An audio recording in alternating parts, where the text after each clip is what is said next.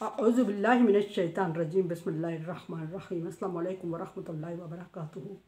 सूरह हज है मेरे सामने और सूरह हज की आयत नंबर 33 है, पारा नंबर 17 है और रुकू नंबर 11 है। आयत नंबर 32 में अल्लाह तबारक व तआला ने फरमाया कि जो अल्लाह तबारक व तआला के शार का एहतराम करता है वो तकवा के दिलों में है।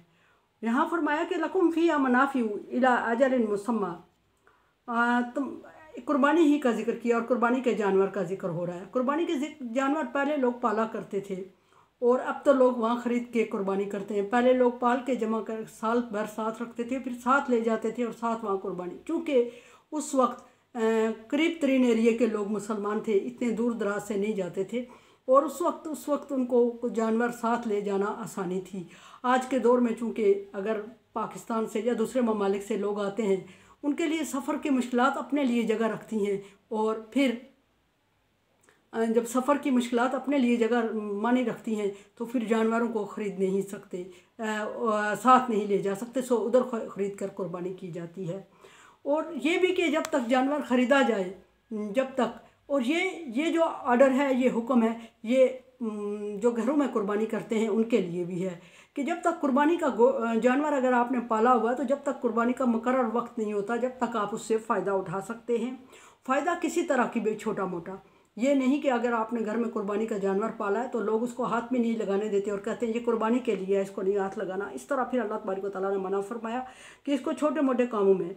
फिर फरमाया कि अजल मुसम्मा सुम्मा महिल्लुहा इला बैतुल अतीक, फिर उसको वक्त मुकर्रर पर बैत अतीक तक पहुँचाएँ। बैत अतीक से मतलब खाना काबा है। खाना काबा को बैत अतीक इसलिए कहा गया कि सबसे पहले हज़रत इब्राहीम अलैहिस्सलाम ने इसकी तामीर की हज़रत इस्माईल अलैहिस्सलाम के साथ होते हुए, और जब तामीर की तो दोबारा मुसलमानों का किबला ये मुकर्रर किया गया और दरमियान में बनी इसराइल के सब के लिए बैतुल मक़दस किबला था।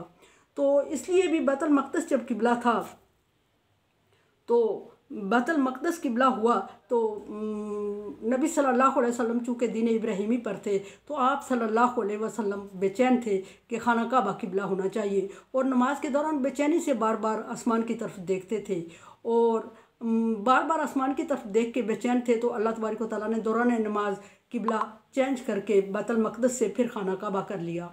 नबी सल्लल्लाहु अलैहि वसल्लम से पूछा गया कि या रसूलल्लाह, सबसे पहली मस्जिद, सबसे पहला अल्लाह का घर कौन सा है दुनिया में ज़मीन पे? आप सल्लल्लाहु अलैहि वसल्लम ने फरमाया खाना काबा। फरमाया दूसरा घर कौन सा है? आप सल्लल्लाहु अलैहि वसल्लम ने फरमाया कि बैतुल मक़दस। फरमाया अर्ज़ की कि या रसूलल्लाह इन दोनों के दरमियान कितना टाइम लिमिट है? आप सल्लल्लाहु अलैहि वसल्लम ने फरमाया 40 साल। और यहाँ फिर आप सल्लल्लाहु अलैहि वसल्लम को दोबारा मस्जिद की तरफ, किबले की तरफ मोड़ा गया जब दूसरे पारे में इसका तफसीलन जिक्र गुजर चुका है और आप सल्लल्लाहु अलैहि वसल्लम की खुशनुदी के लिए, खुशी के लिए अल्लाह तबारक व तआला ने आपको खाना काबा की तरफ मुँह करके नमाज़ पढ़ने का हुक्म दिया और उस पर भी मुशरिकीन के एतराज़ात भी दूसरे पारे में तफसीलन जिक्र हो चुके हैं और फरमाया कि अल्लाह तबारक व तआला ने आपकी खुशी के लिए नबी खाना काबा को किबला करार दे दिया है और आप खाना काबा, और मुशरिकीन ने एतराज़ किया कि क्या इनके अल्लाह को पहले पता नहीं था कि सयक़ूलु सुफ़हाउ मिनन नासि मा वल्लाहुम अन क़िबलतिहिम अल्लती कानू अलैहा, जब बेवकूफ़ लोग आपसे कहेंगे कि इनको पहले अंदाज़ा नहीं था कि किसने इनको किबले से आप मुँह मोड़ने पर मजबूर किया और आधी नमाज़ें इन्होंने जो हमारे, फिर मुसलमानों को ये भी एक गलतफ़हमी पड़ गई कि जो नमाज़ें हमने बैतुल मक़दस की तरफ मुँह करके नमाज़ पढ़ी थी वो क्या ज़ाया हो गई और जो खाना काबा की तरफ मुड़ के पढ़ रहे हैं ये काबिल कबूल है या वो काबिल कबूल है? तो सो अल्लाह तबारक व तआला ने फरमा दिया कि सारी ही काबिल कबूल हैं, नीयत की बात होती है। आज के दौर में भी अगर इंसान जिस दुनिया में के जिस कोने में भी है वो खाना काबा की तरफ मुँह करके नमाज़ पढ़े, ये शार अल्लाह में है, अल्लाह के शार में से है। लेकिन अगर किसी ऐसी जगह पे है जहाँ उसको किबले की समत मालूम नहीं है तो वहाँ उसको तहर्री करने का हुक्म है। तहर्री से मुराद ये है कि एक जहन में एक आइडिया रखे, फोकस करे और जिस तरफ उसका जहन मुतमईन हो वो उस तरफ करके नमाज़ पढ़ ले, नमाज बहरहाल हो जाएगी। और ये शायर अल्लाह में आती हैं ये सारी चीज़ें। वालिकुल्ली उम्मतिन जअलना मनसका, ये नहीं नबी सल्लल्लाहु अलैहि वसल्लम सिर्फ हज आप सल्लल्लाहु अलैहि वसल्लम की उम्मत पर फ़र्ज़ नहीं, हज इबादात में से अरकान इस्लाम में से रुकन इस्लाम है, लेकिन मुख्तलिफ उम्मतों में मुख्तलिफ तरीक़ों से इबादत फ़र्ज़ होती रहीं। आदम अलैहिस्सलाम से लेके ये चीज़ें फ़र्ज़ हैं और वक्तन फ़क्तन फ़र्ज़ होती रही और तरीक़ाकार मुख्तलिफ रहा है। और यहाँ भी फरमाया कि हर एक उम्मत के लिए हमने तरीक़ा मखसूस किया और उस तरीक़े के मुताबिक वो नमाज़ पढ़ते या इबादत करते रहे।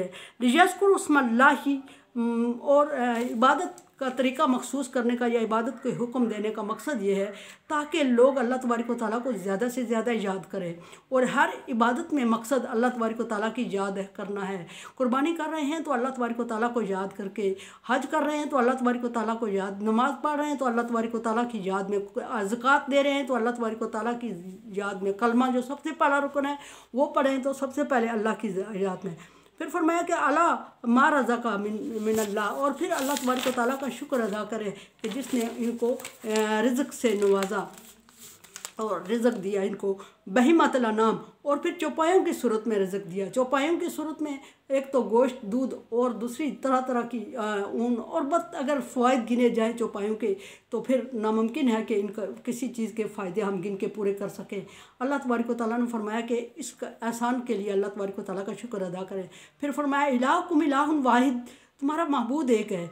ये तौहीद बारी ताला की तरफ से अटल दलील दे दी गई है कि शिरक ना करें, किसी और के नाम पे ज़िबा ना करें, किसी और का जिक्र ना करें, किसी और का शुक्र अदा ना करें और किसी और के सामने एहसानमंद ना हूँ। और फरमाया कि इलाहुकुम इलाहुन वाहिद, याद रखो मुसलमानों के तुम्हारा महबूद एक है। ये इब्राहीम दीन इब्राहीमी के मुताबिक तौहीद बारी ताला जिक्र हुई है।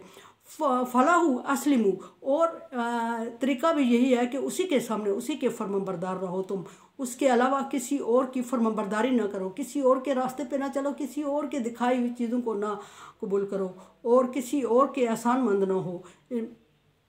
सबसे बड़ी दलील जो अल्लाह तबारक व तआला ने फरमाई वो कुल हुवल्लाहु अहद। ये दलील, ये जिक्र अल्लाह तबारक व तआला ने इसलिए यहाँ फरमाया कि मुशरिकीन मक्का चीज़ों में बटे हुए थे और बुतों की पूजा करते थे और मुख्तलिफ़ चीज़ों की, कभी कोई फरिश्तों की, नबियों की, और पूरी दुनिया हज़रत नूह अलैहिस्सलाम से लेके लोगों ने शिरक इख्तियार कर लिया था। और कोई पैगम्बरों की इबादत में, कोई फरिश्तों की इबादत में, कोई किसकी इबादत में, कोई सूरज चाँद तारों की इबादत में, कोई, लेकिन मुशरिकीन मक्का ने अपनी मूर्तियाँ और बुत बनाए हुए थे, वो वक्तन फ़क्तन उनकी इबादत में लगे रहते थे। अल्लाह तबारक व तआला ने उन सब को रद्द करते हुए फरमाया कि तुम्हारा माबूद एक है और उसी के लिए फर्माबरदारी करो। फर्माबरदारी का तकाजा भी यही है कि उसके फर्माबरदार हो। बशीरुल मुख्बितीन, और फर्माबरदार नबी सल्लल्लाहु अलैहि वसल्लम को हुक्म हुआ कि फर्माबरदारी करने वालों को खुशखबरी दे दो। खुशखबरी किसकी दे दो? दुनिया में कामयाबी की। दुनिया में कामयाबी मालो दौलत नहीं है बल्कि सुकून कल्ब है, वो दुनिया में कामयाब, और आखिरत में कामयाबी। आखिरत में कामयाबी से मुराद जन्नत है।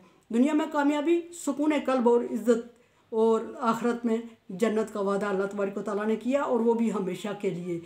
कोई चीज़ आर्जी नहीं अल्लाह तबारक व तआला ने फरमाई। मेरे चैनल को देखें, समझे और सब्सक्राइब करें और सदका जारिया में मेरा साथ दें। अल्लाह हाफिज़।